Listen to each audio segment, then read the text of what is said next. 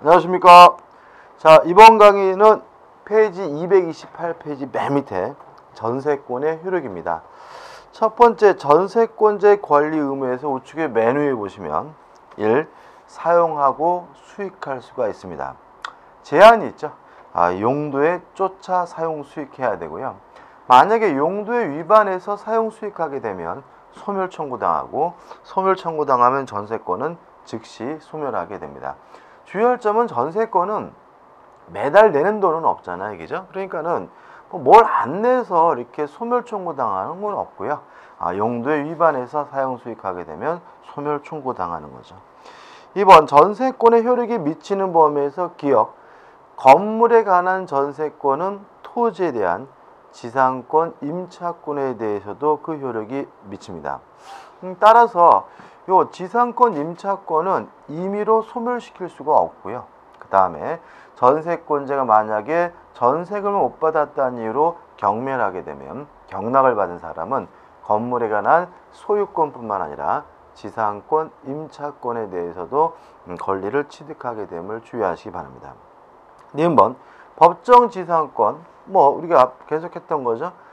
토지 위에 건물이 있고 건물과 토지 소유자가 같았는데 전세권이 설정된 후에 토지와 건물의 소유자가 달라지게 되면 법정 지상권이 발생하게 되죠. 여기서 유의하실 것은 한 가지입니다. 법정 지상권을 취득하는 사람은 건물의 소유자인 전세권 설정자가 법정 지상권을 취득한다. 이거 하나 주의하시고, 그 다음에 3번, 전세권은 물건이기 때문에 직접 지배권입니다. 따라서 스스로 알아서 사용 수익해야 된다. 전세권자는 유지하고 수선할 의무가 있고요. 따라서 전세권자는 필요비 상한 청구권이 없다는 거 꼭 기억해 두셔야 되겠죠. 4번, 전세권자는 점유권이 있죠. 따라서 점유권에 기한 점유 보호 청구권 물론 행사할 수 있고요. 점유권도 물건이니까 점유권 자체를 이유로 반환 청구, 방해 제방, 방해 제거, 방해 예방을 청구할 수 있고요. 또 상린관계에 관한 민법 규정도 당연히 적용이 되겠죠. 그 다음에 5번, 전세금 증감 청구권이 나오죠. 자, 이런 문제입니다. 자, 경제 사정 등의 변동으로 인해서 전세금이 현실적이지 않아요. 그러면 증액도 청구할 수 있고 감액도 청구할 수 있다. 이런 문제인데, 이 전세금 증감 청구권은 형성권입니다. 따라서 승낙을 받지 않고 일방적으로 청구하는 건데 증액에 대해서는 제한이 있죠. 아무리 많이 올리더라도 20분의 1을 초과하지 못하고요. 1년에 한 번씩 뺏기 못합니다. 다시 말하면 한 번 올렸으면 1년 이내는 또 못 올리거든요. 근데 여기서 좀 주의하실 것은 뭐냐면 20분의 1을 초과하지 못하고 1년에 한 번씩 뺏기 못하는 것은 계약 기간 중 일방적으로 증액하는 경우에만 제한이라는 거예요. 다시 말하면 전세 기간이 끝나면서 재계약을 하면서 증액하는 경우에는 제한이 없어요. 20%든 30%든 증액할 수가 있고요. 또 만약에 전세권자로부터 동의를 얻어가지고 증액하는 경우에도 제한이 없어요. 이때도 많이 올려도 상관은 없는 거죠. 다시 말씀드리지만 계약 기간 중 일방적으로 증액하는 경우에만 20분의 1을 초과하지 못하고요. 1년에 한 번씩 뺏기 못합니다. 그 다음에 2번, 전세권의 처분. 1. 처분의 자유. 전세권은 물건입니다. 따라서 기본적으로 자유롭게 양도할 수 있고 임대할 수 있고 담보 설정하는 것도 가능해요. 여기까지는 지상권과 똑같아요. 다만 뭐가 문제냐면 지상권의 경우에는 이러한 자유는 절대적으로 보장되는 자유니까 특약으로도 제한하거나 금지할 수 없다는 점이에요. 전세권자는 아닙니다. 전세권은 자유롭게 양도 담보 설정할 수 있는 대신 특약으로서 이러한 자유를 제한할 수 있다는 거, 금지할 수 있다는 거 꼭 기억해 두시기 바랍니다. 그 다음에 하단에 2번에서 전세권이 양도, 담보, 제공, 전전세 해가지고 기억, 전세권 양도 및 담보 제공에서 나와 있는데, 일단 기본적으로 특약으로 금지하지 않는 한 자유롭게 양도 담보 제공할 수 있어요. 그러면 양도할 때 전세권 설정자로부터 뭐 받을 필요 없어요? 동의받을 필요도 없고요. 따라서 양수인이 새로운 전세권자가 되고 전세금 반환 청구도 양수인이 전세금 반환을 청구할 수 있겠죠. 그 다음에 니은번 전세권자는 한 번 더 전세를 한다 전전세할 수 있고요. 그 다음에 임대하는 것도 가능합니다. 여기서 이제 기본적인 생각은 이 전전세권, 임차권은 전세권으로부터 비롯된 권리니까 원래 전세권보다 더 클 수 없고요. 더 길 수 없다는 기본적 생각을 가지시고요. 또 원칙적으로 원래 전세권이 소멸한다면 전전세권이나 임차권도 자동으로 소멸되는 것이 원칙이겠죠. 그래서 일단 전전세권자나 임차권자의 주의가 대단히 취약합니다. 그래서 A번 전전세 해가지고 1번 해가지고 자 이런 얘기죠. 자 원래의 전세권이 소멸한다면 전전세권도 뭐죠? 소멸하고요. 또 따라서 전전세권이 존속하고 있는 동안은 원래 전세권은 뭐하지 못해요? 소멸시키지 못해요. 무슨 말 이해하시나요? 자 이런 얘기죠. 원래 전세권이 소멸하면 전전세권은 자동으로 소멸돼야 되거든요. 당연히 이거는 제한이 없는 거죠. 근데 만약에 전세권자가 나 포기하겠다라고 해가지고 원래 전세권이 소멸돼 버려서 전전세권이 소멸된다면 전전세권자가 피해를 보겠죠. 그래서 제한을 두고 있는 거죠. 전전세권이 존속 중인 상태라면 전세권자는 포기하는 등의 방법으로 전세권을 소멸시키지 못한다는 거 기억해 두시기 바라고요. 그 다음에 2번 전전세권을 설정할 때도 등기하고 설정 계약을 하고 등기해야 된다는 말이 나오고 그 다음에 제가 말씀드린 거 기간도 길 수 없고 원래 전세금보다 클 수가 없다는 거 기억해 두시기 바라고요. 그 다음에 3번인데 자 전전세권도 전세권입니다. 따라서 전전세금을 돌려받지 못하면 전전세 목적물을 경매할 수가 있거든요. 근데 문제는 뭐냐면 요 전전세권자가 경매하는 그 건물은 전세권자 거가 아니라 원래의 전세권 설정자 소유자 거라는 거죠. 그래서 요 전전세권자가 경매를 신청하려면 자기가 전세금을 못 받는 것만으로 부족하고요. 원래 전세권자가 원래 전세권 설정자로부터 돈을 못 받고 있어야 전전세권자가 경매를 청구할 수 있음을 유의하시기 바랍니다. B번 전세권자의 책임인데 전전세 또는 임대하게 되면 책임이 강화됩니다. 어떻게 강화되냐면 전전세 또는 임대하지 아니하였으면 면할 수 있는 불가항력에 대해서도 원래의 소유자, 원래의 전세권 설정자에게 책임을 져야 된다는 것도 좀 기억해 두시기 바랍니다. 3번 전세금으로부터 전세권자는 우선 변제 받을 수가 있습니다. 여기서 이제 우리가 좀 뭘 정리를 해봐야 되냐면 경매에 대해서 좀 정리를 해보고 진도를 나가보도록 할 거예요. 자, 우리가 이 공인중개사 시험에서 경매에 관한 부분은 중요합니다. 근데 이게 좀 까다롭고 복잡한 부분이긴 해요. 근데 제가 이런 말씀 많이 드리죠.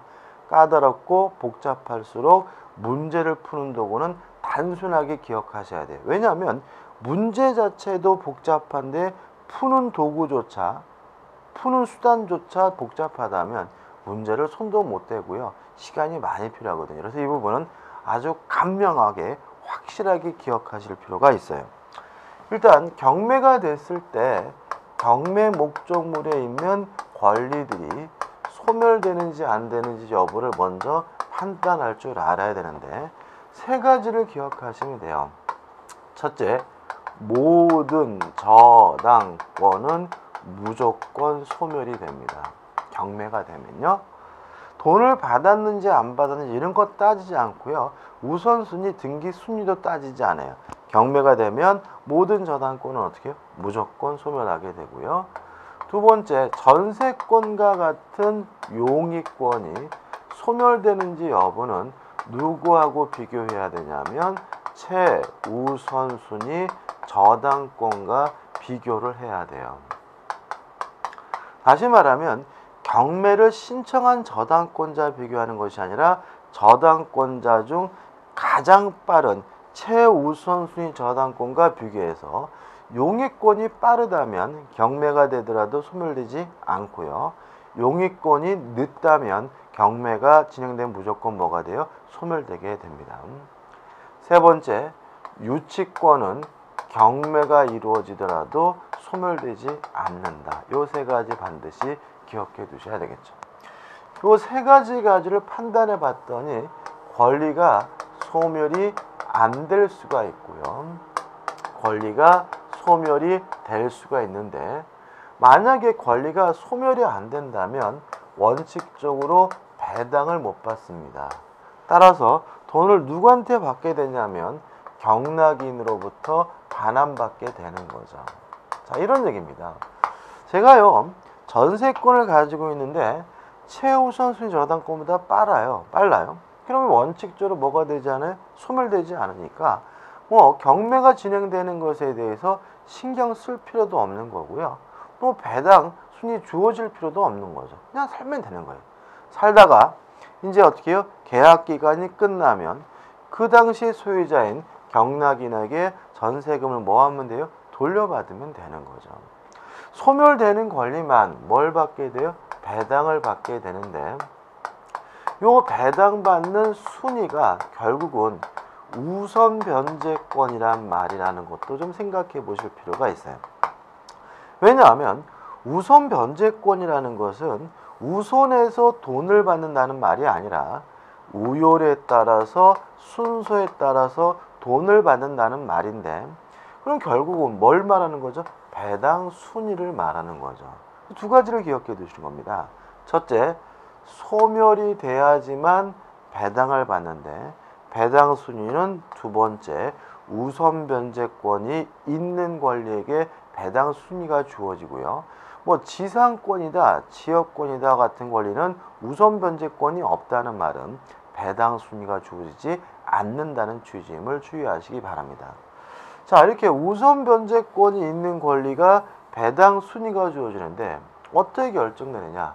만약에 등기된 권리라면 등기된 시점을 기준으로 하고 확정일자부 임차권도 뭐가 있냐면 우선 변제권이 있거든요.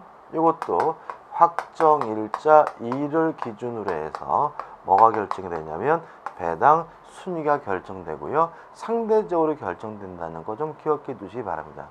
공부를 하신 분은 명확히 이해하실 거고요. 공부를 좀 안 되신 분은 이해가 안 되더라도 일단 정확하게 숙지하시고요. 문제 보시면서 좀 연습을 좀 해보셔야 됩니다. 이게 우리 공인중개사 시험에 필요한 경매에 관한 모든 내용입니다.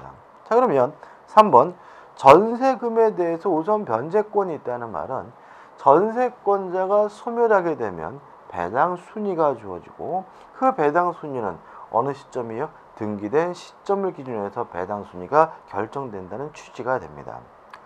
4번 전세권에 소멸해가지고 1번 소멸 원인 쭉 나와있고 한번 보시기 바라고 특수한 소멸 원인으로서 1번 전세권자의 설정자의 소멸 청구가 나오죠. 자, 언제요? 용법에 쫓아 사용 수익해야 되고 용법에 위반해서 사용 수익하게 되면 소멸 청구당하고요. 소멸 청구당하면 전세권은 뭐죠? 즉시 소멸하게 됩니다. 이거 하나 꼭 기억해 두시고 그 다음 우측에 2번 전세권의 소멸 통고 언제 합니까? 존속기간의 약정이 없으면 언제든지 자유롭게 소멸 통고할 수 있고요. 소멸 통고하게 되면 6개월이 지나면 전세권이 소멸하게 됩니다. 3번 목적 부동산의 멸실해가지고 전부 멸실, 일부 멸실로 나눠놨죠. 꼭 읽어보시되 수험적으로는 교재에 나와 있는 것보다 이렇게 좀 정리하시는 게 좋아요. 자, 목적물이 멸실됐어요. 예를 들어서 화재가 발생해서 불이 타버렸다. 그럼 이 멸실 원인에 대해서 전세권자에게 고의 과실이 있는 경우와 없는 경우로 나눠야 돼요. 만약에 화재 발생에 대해서 전세권자에게 아무런 고의 과실이 없다면요. 전세권자는 책임을 지지 않습니다. 그 대신 멸실된 범위에서 전세권이 소멸되기 때문에 전세금 반환을 청구할 수가 있는 거고요. 만약에 전세권 설정자에게 고의 과실이 있다면 그때는 책임을 져야 됩니다. 따라서 전세권 설정자는 그 책임액만큼 손해배상액만큼 전세금에서 뭐 할 수 있어요? 공제할 수 있고요. 남는 게 있으면 돌려주게 되고 물론 모자르면 더 청구하게 되겠죠. 이해되시죠? 그죠? 그 다음에 4번 전세권 물론 포기할 수 있고 하단에 2번 전세권 소멸의 효과가 나옵니다. 1. 동시인관계. 무슨 말입니까? 자, 전세 목적물을 반환하는 것과 전세금의 반환이 동시이행관계죠. 좀 더 정확히 말하면 전세권 설정 등기를 말소할 수 있는 서류의 교부와 목적물의 반환과 전세금의 반환이 뭐죠? 동시이행관계죠. 그럼 여기서 생각해 볼 것은 뭐냐면 목적물을 반환하지 않는다면 전세금 반환을 거부할 수 있다는 거죠. 동시인관계니까. 따라서 하단에 2번의 기억, 전세권자가 경매를 청구하려면요 먼저 목적물을 반환해 줘야 된다는 얘기입니다. 다시 한번요. 자, 목적물을 반환하지 않으면 전세권 설정자는 전세금 반환을 뭐 할 수 있어요? 거절할 수가 있어요. 그 말은 전세금을 안 줘도 상관이 없다는 얘기니까 그때는 경매를 청구할 수가 없는 거예요. 경매를 청구하려면 목적물을 반환했는데도 불구하고 전세금을 돌려주지 않아야 그때 비로소 뭘 청구할 수 있는 거예요? 경매를 청구할 수 있는 거죠. 따라서 전세권자는 경매를 청구하기 위해서 먼저 집을 비워줘야 된다는 거 잊지 마시기 바라고 아주 상식적이지 않고 특이하기 때문에 꼭 기억해 두시기 바랍니다. 또 하나 제한은 일부 전세권자입니다. 아파트 독채가 아니라 방 한 칸을 전세를 가지고 있어요. 이 사람은 목적물 전부에 대해서 경매를 청구할 수는 없다는 것도 꼭 기억해 두시기 바랍니다. 니은번 전세권자의 우선적 지위에서 A, B, C 나눠놨는데 결국 기본적으로 여러분이 머릿속에 잊지 말 것은 전세권은 우선 변제권이 있기 때문에 배당 순위가 주어지고 배당 순위는 등기된 시점을 기준한다는 것 좀 잊지 마시기 바랍니다. 3번 전세권자의 원상회복 의무 전세권이 소멸하게 되면요 기본적으로 원상회복해야 되는 것이 원칙이에요. 다만 전세권자가 전세권 설정자로부터 동의를 얻었거나 또는 매수해서 부속시킨 물건에 대해서는 부속물 매수를 청구할 수 있고요. 형성권이기 때문에 전세권 설정자는 거부할 수 없고요. 강행 규정이기 때문에 특약으로서 배제할 수가 없습니다.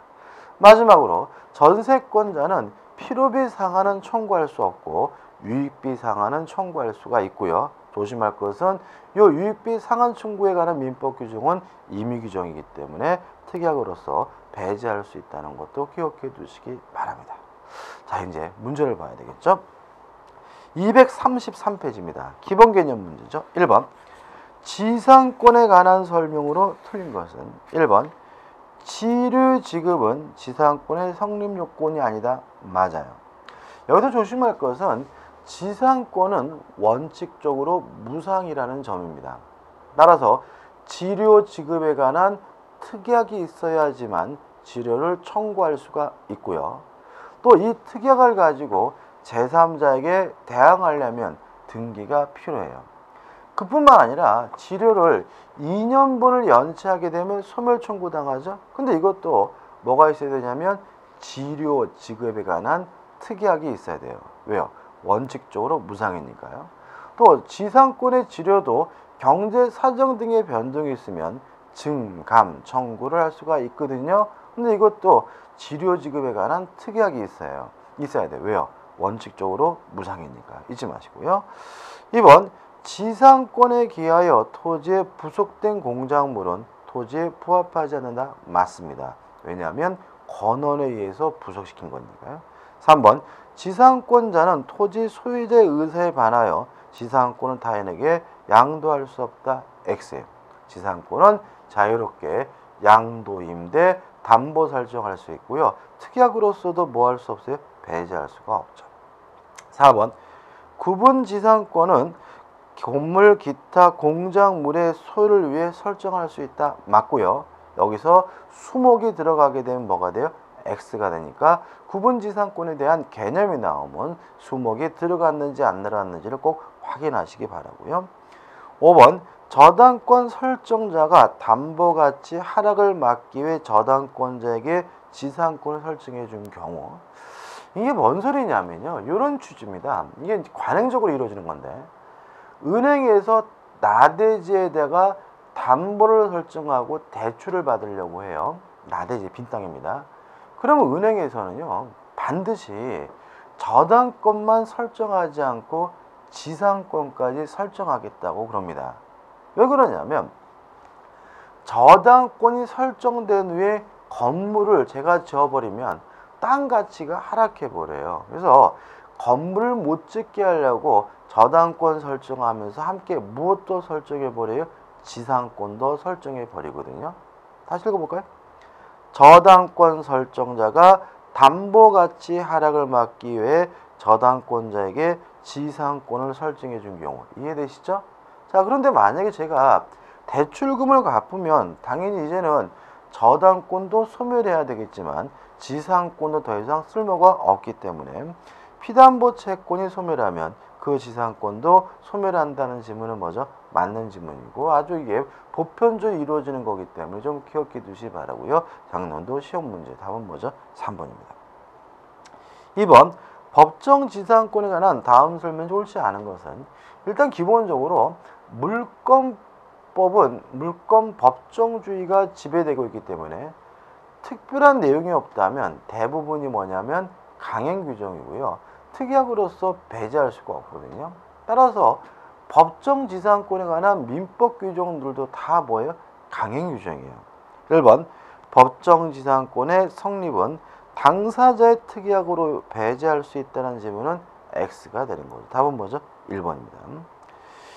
2번 동일 소유자에 속하는 건물과 토지 모두가 동시에 저당권의 목적이 되어도 무방하다. 자, 저당권 설정 당시에 건물이 있었고 건물과 토지 소유자가 같으면 돼요.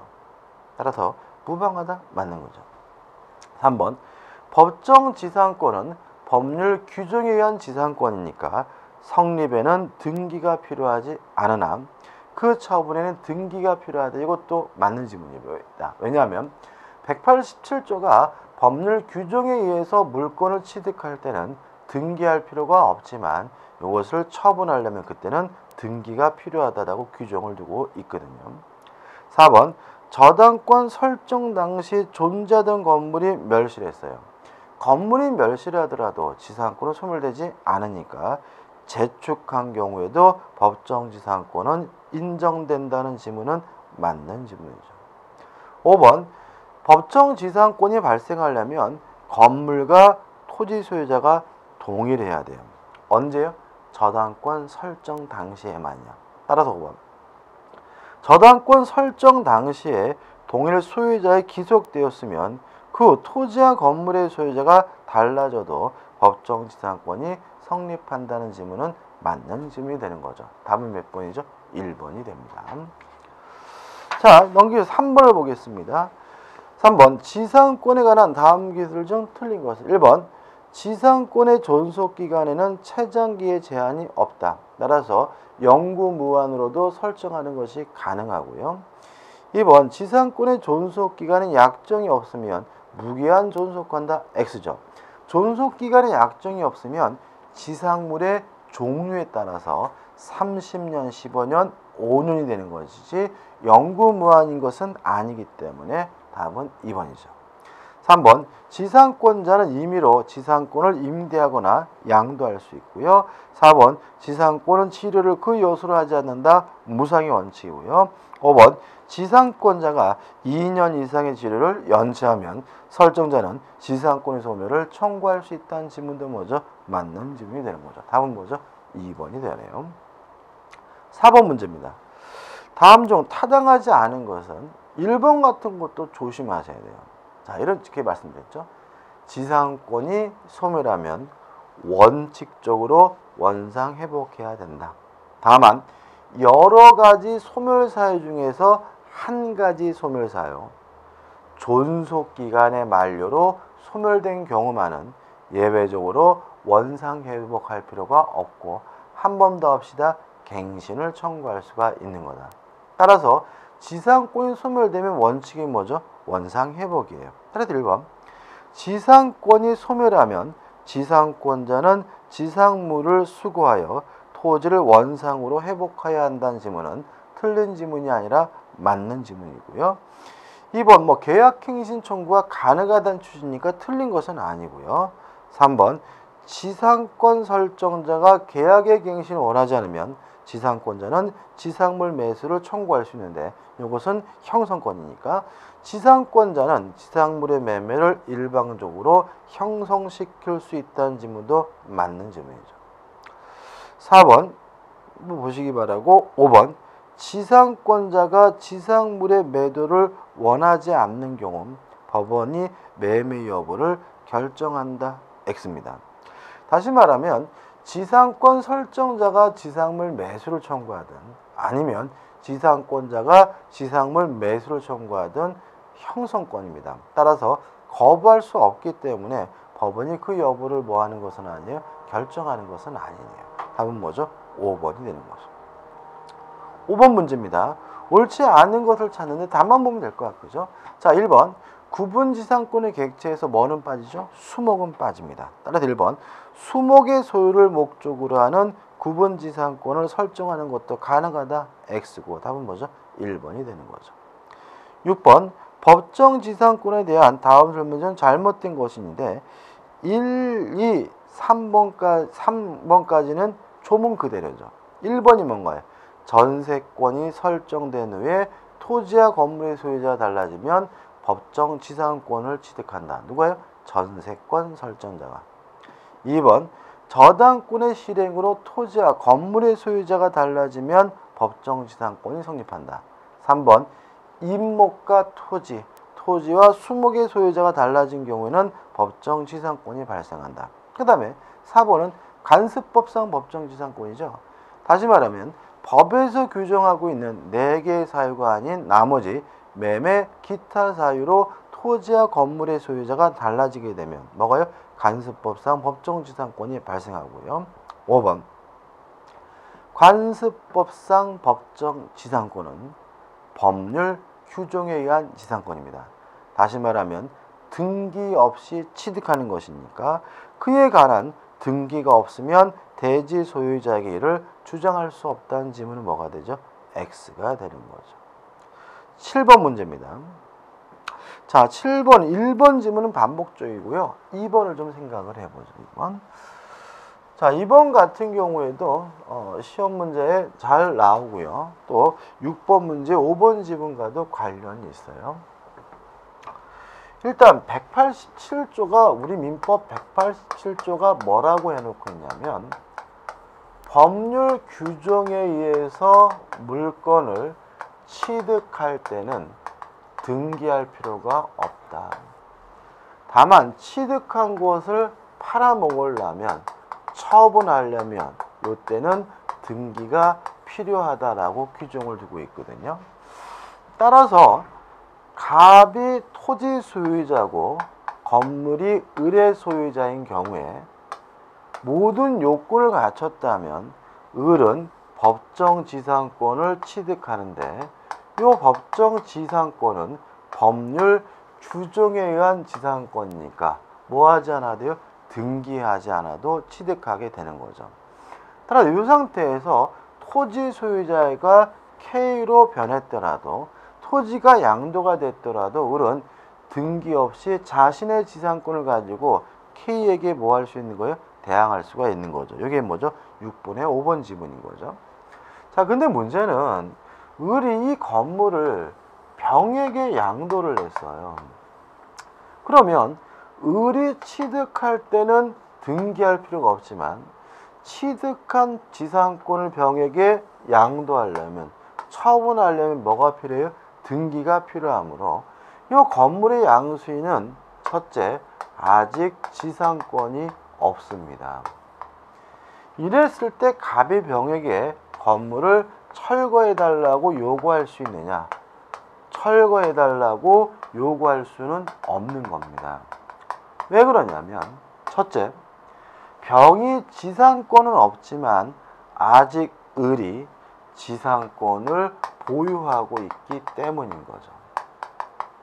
따라서 병은 을을 대유해서 지상권 설정을 해달라고 청구하는 것이 가능한 사람이니까 갑이 병에게 건물을 철거해달라고 요구할 수는 없어요. 다만 문제는 이렇게 된 병은 지상권도 없이 아무런 것 없이 갑의 토지를 사용하게 되기 때문에 결과적으로 사용이익은 부당이득이므로 병이 을에게 지급해야 된다는 거, 부당이득으로서 반환해야 된다는 것까지 좀 기억해 두시기 바라고요. 어떻게 보면 간단할 수도 있고 그렇지만 중요한 부분이니까 확실하게 좀 기억해 두셨으면 좋겠어요. 자, 7번 문제 2번 지문입니다. 법정 지상권을 취득한 건물 소유자가 누구죠? 을이죠. 제3자에게 양도하고, 병에게 양도하고, 제3자는 건물에 대해서만 소유권 이전 등기를 한 경우, 그러면 토지에 대해서는 아무런 등기를 안 했죠. 토지 소유자는 건물 양수인을 상대로 그 건물의 철거를 청구할 수 있다는 것이 판례의 견해이다. X죠. 법정 지상권을 취득하지는 못하지만 건물을 철거해 줄 필요는 없는 거죠. 넘기셔서 4번. 다만 4번. 법정 지상권이 있는 건물의 양수인은 그 대지를 점유 사용함으로 인하여 얻은 이득에 대하여는 부당이득으로서 반환을 해줘야 되고요. 4번. 대지 소유자 승낙을 얻어 지은 건물을 매수한 자. 자, 법정 지상권이 발생하려면 건물이 있었고 건물과 토지 소유자가 같았다가 달라져야죠. 근데 대지 소유자의 승낙을 얻어 지은 건물이란 말은 건물이 지어질 당시에 토지와 건물의 소유자가 이미 다르다는 거죠. 이때는 법정 지상권을 취득하지 못하고요. 5번. A가 그 소유 토지와 건물 중 토지를 B에게 증여 양도하면서 건물을 철거하고 새 건물을 신축하기로 합의한 경우에, 자, 일단 생각해 볼 것은 지금 건물이 있었고 건물과 토지 소유자가 같았는데 토지만 B에게 증여했죠. 그러면 토지와 건물의 소유자가 달라졌으니까 A는 관습상의 법정 지상권을 취득하게 되겠죠. 근데 문제는 이런 관습상의 법정 지상권이 발생하려면 건물 철거 특약이 없어야 되거든요. 그럼 여기서 건물을 철거하고 새 건물을 신축하기로 하는 합의는 건물 철거 특약이 아니죠. 건물을 뭐죠? 다른 건물로 교체하겠다는 뜻인 거죠. 따라서 법정 지상권이 뭐죠? 발생하게 되고요. 이 판례를 뭐 사실관계 말씀드리면 A가 딸이고 B가 아빠예요. 자, 그래서 이게 지금 뭐냐면 딸이 아빠에게 땅을 뭐 했어요? 증여한 거죠. 근데 그 아빠 B 입장에서는 자신의 딸이 건물을 소유하고 살고 있을 때는 뭐죠? 아무 생각 없이 철거해달라고 안 했는데 요 딸이 사업에다가 실패하는 바람에 그 건물이 뭐가 돼버렸냐면 경매가 돼버렸거든요. 그러니까 이제 어떻게 해요? 땅 주인인 아빠 입장에서는 그걸 어떻게 해요? 눈 뜨고 못 보겠다 해서 건물을 철거해달라고 뭐죠? 소송을 제기한 건이거든요. 요 문제에 대해서 증여든 양도든 토지와 건물의 소유자가 달라질 때 이미 A에게 뭐가 있는 거죠? 법정 지상권이 발생했기 때문에 경락을 받은 사람도 뭐가 있는 거예요? 법정 지상권이 있는 거고요. 따라서 건물을 철거할 수는 없다는 게 판례의 입장인 거죠. 자, 여기까지 하고요. 8번 문제부터는 다음 강의 때 이어가도록 하겠습니다.